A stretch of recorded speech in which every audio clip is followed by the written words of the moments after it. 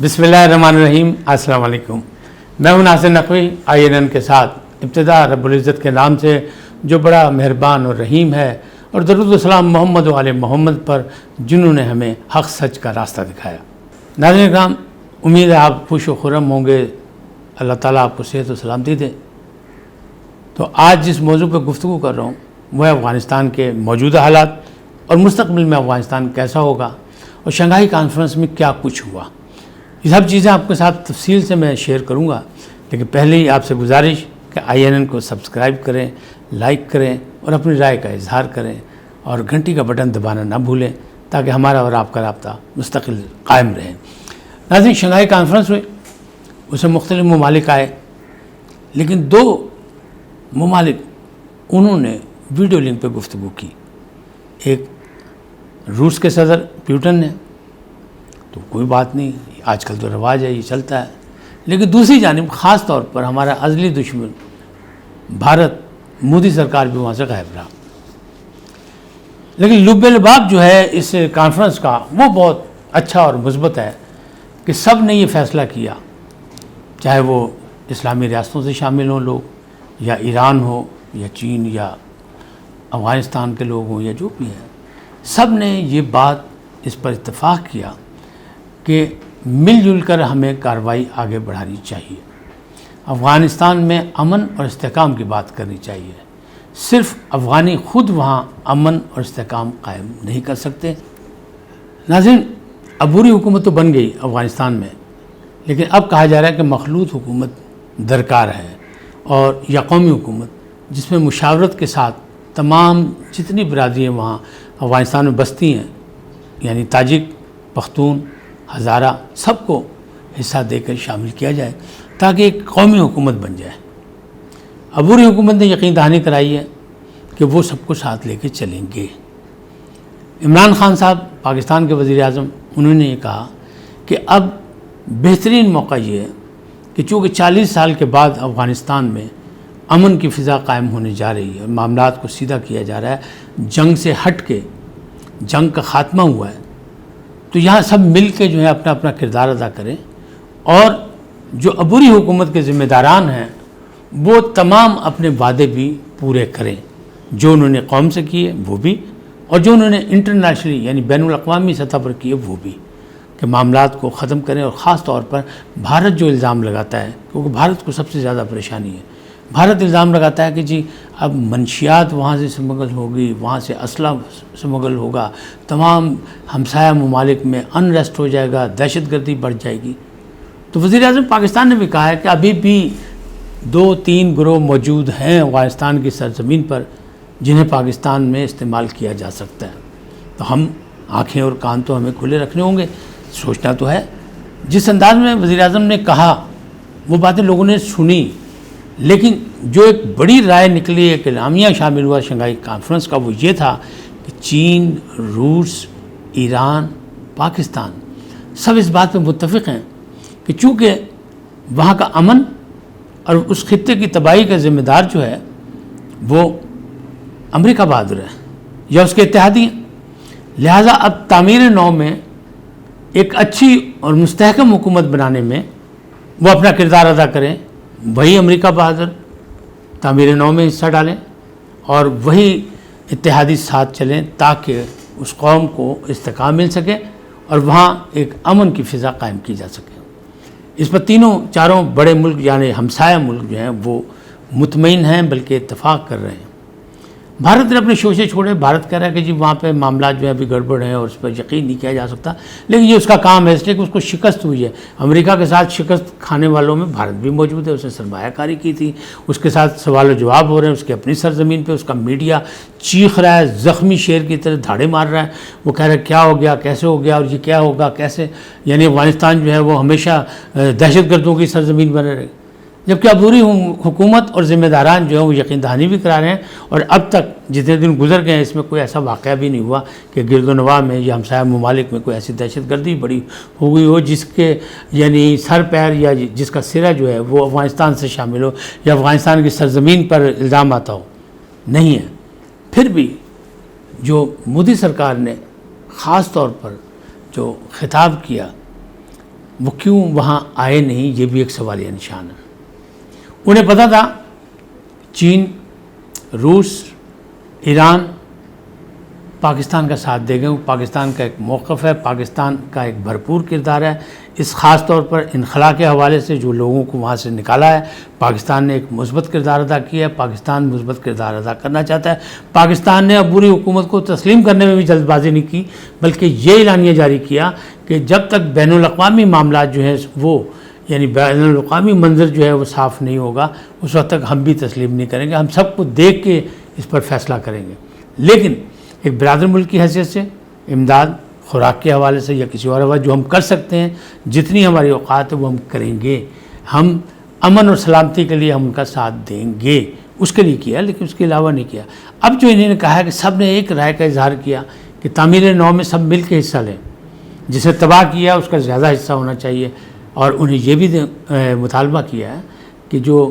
امریکہ نے جو فنڈ منجمد کر دیے ہیں، کیونکہ اگر ماضی میں آپ دیکھیں تو جو امریکہ کی اشیر بعد پر حکومت قائم تھی اشرف غنی کی،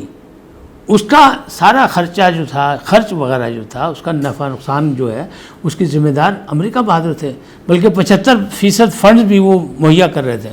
اور اب صورتحال یہ کہ اگر عبوری حکومت وہاں آئی ہے، امریکہ وہاں سے آ گیا، اتحادی فوجیں باہر نکل گئیں، تو اب کیا ہے کہ اب ان کے فنڈز جو ہیں منجمد کر دیے گئے۔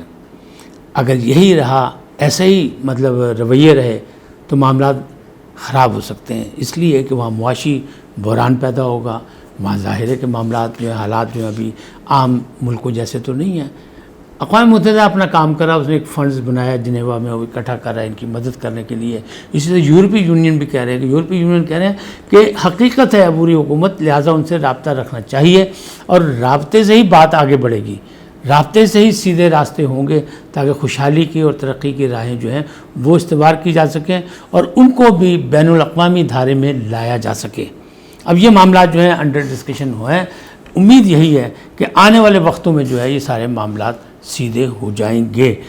تمام دنیا کے ماہر اقتصادیات کہہ رہے ہیں کہ معاشی معاملات، معاشی دیوالیہ پن جو ہے وہ افغان قوم کے لیے بڑا مصیبت ڈھا سکتا ہے۔ اسی طرح وہ کہتے ہیں کہ انسانیت کے حوالے سے جو ہے انسانی بحران جو ہے وہاں پہ وہ خاص طور پہ خانہ جنگی کا کوئی ایسا حوالہ نہیں بننا چاہیے کہ برادریاں آپس میں ٹکرا جائیں، سب کو مل کر چلنا چاہیے۔ جیسے انٹرنیشنلی سب سوچ ایک کر رہے ہیں کہ سب مل کے اس کی تعمیر نو میں حصہ لیں، اسی طرح جو افغانستان کی سرزمین پر موجود ہیں، جو برادری ہیں، جو قومیں ہیں، وہ سب مل کر اپنی مملکت کے لیے، اپنی ریاست کے لیے، اپنی عوام کے لیے مل کر کام کریں اور معاملات کو سدھارنے کا باعث بنے، نہ کہ اس میں رکاوٹ کا۔ امید ہے، کیونکہ گزشتہ دنوں وزیر خارجہ جو ان کے متقی جو ہیں، انہوں نے بھی ایک پریس کانفرنس کی، انہوں نے کہا ہماری کوشش ہے کہ ہم دنیا کے معیار پر پورا اتریں گے، اور ہم یہ بتائیں گے کہ ہمیں حکومت کرنی آتی ہے۔ ٹھیک ہے، ہم منتخب حکومت نہیں ہیں، لیکن ہم اس راستے پہ جلد مطلب ہم ہموار کرنے میں کامیاب ہو جائیں گے اس راستے کو کہ یہاں ایک منتخب حکومت ہوگی، اور ہم تمام معاملات کو مشاورت سے حل کرنے کی کوشش کریں گے۔ لیکن انہوں نے ایک بات کی کہ ہم سے جو امیدیں وابستہ کیے ہوئے ہیں وہ ہم تو اس کو پورا کرنے کی کوشش کریں گے اور کر رہے ہیں اور کریں گے، کیونکہ ہم بحران میں ہیں، لیکن جو انٹرنیشنل دنیا سے ہمیں توقعات ہیں انہیں چاہیے کہ وہ بھی تعاون کا ہاتھ بڑھائیں، جس سے یورپ یا یورپی یونین یا اقوام متحدہ ہمارے لیے کچھ کر رہا ہے، اسی طرح باقیوں کو بھی سوچنا چاہیے۔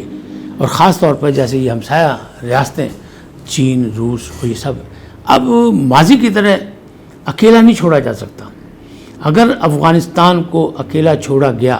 تو اس پر میں اور آپ تو شاید متفق ہوں، لیکن تمام عالمی جو لیڈران ہیں، خاص طور پہ یہ بھی شنگھائی کانفرنس میں جو بات چیت ہوئی، اس کا جو نتیجہ نکلا، اس میں ایران، چین، روس اور اسلامی ریاستیں سب، تاجک وغیرہ سب اس بات پہ متفق ہیں کہ افغانستان کو اب اکیلا نہیں چھوڑا جائے گا۔ اگر اسے تنہا کیا تو خطے کے معاملات بڑھیں گے، اور اگر خطے میں بحران آیا تو دنیا میں عالمی سطح پر بھی بحران آئے گا، اور پھر امریکہ بہادر کو یہ موقع ملے گا کہ دیکھیں جو کچھ انہوں نے کیا جائز کیا۔ ابھی تو وہ شکست سے دوچار ہیں، ان کی عوام خود ان سے سوال و جواب کر رہی ہے کہ یہ آپ لوگوں نے کیا ستم ڈھایا، اس کا ہمیں کیا رزلٹ نکلا، سوائے نقصان کے امریکیوں کو کچھ نہیں ملا۔ لہٰذا پھر یہ زبان زد عام ہوگا کہ یہ معاملات کیسے گڑبڑ ہوئے تھے اور کیا ہوا، اس کا کوئی رزلٹ نکلا. لہٰذا تمام ریاستیں جو ہمسایہ ملک ہیں انہوں نے خاص طور پہ بیٹھ کے فیصلہ کیا کہ افغانستان کو اکیلا نہیں چھوڑیں گے. اور میں بھی یہ سمجھتا ہوں کہ موجودہ حالات میں افغانستان کو اکیلا چھوڑا بھی نہیں جا سکتا، کیونکہ دہشت گردی جو ہے اگر وہاں پہ اسی طرح گروپنگ موجود رہی جیسے کہ ماضی میں کی گئی، خاص طور پر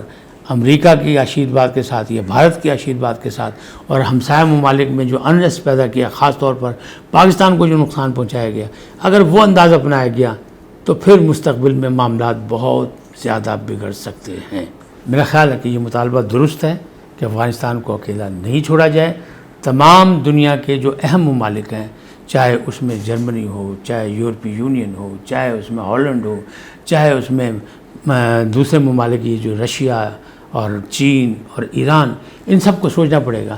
اب اگر امریکہ بعد یہ سوچے کہ اس میں سازشیں کی جائیں یا بھارت کے ذریعے سازش کی جائے تاکہ یہاں انریسٹ پیدا کر کے اپنی پھر ٹھیکیداری قائم کرنے کی کوشش کی جائے تو غلط ہو جائے گا، اس لیے کہ اب کوئی ریاست، کوئی بڑا ملک یہ نہیں چاہتا کہ افغانستان جو ہے وہاں کوئی آگ بھڑکے، کوئی انتشار پھیلے، افغانیوں کو سکون نہ ملے، وہاں کی فضا میں امن نہ ہو، وہاں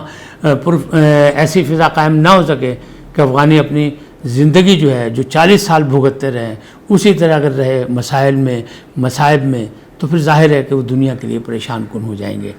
انہوں نے عبوری حکومت نے یقین دہانی کرائی ہے کہ نہ منشیات کا یہاں سے کاروبار ہوگا، نہ اسلحے کا کاروبار ہوگا، لیکن ہم اپنی حکومت کو مستحکم کرنے کے لیے مشاورت کریں گے، تمام گروپوں کو ساتھ لے کے چلیں گے تو دنیا بھی ہماری توقعات پہ پورا اترے.